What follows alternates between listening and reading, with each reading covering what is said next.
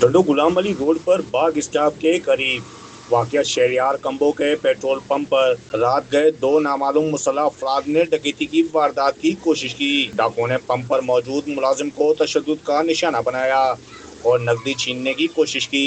वाकये के दौरान मुलाजिम की जानिब से शोर मचाने पर मुलजमान खौफजदा होकर मौके से फरार हो गए।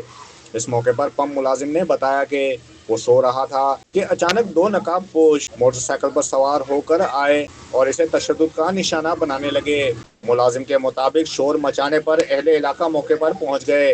रात ॿ माण्हू आया, उहो अची मूंखां पेट्रोल घुरियऊं। मूं उन्हनि खे चयो मुंहिंजी बैटरी चार्ज कनि, पेट्रोल जेको सो कोन्हे, यूनिट नथो हले।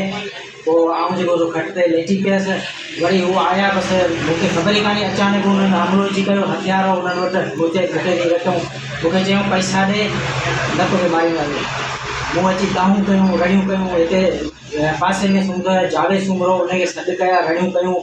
वो हकलनि में उथी आयो, हुननि मूंखे जेको सो धक बक हयां आहियूं। पोइ जावेद जेसिताईं उथियो तेसिताईं हीअ निकिरी न भॼी विया।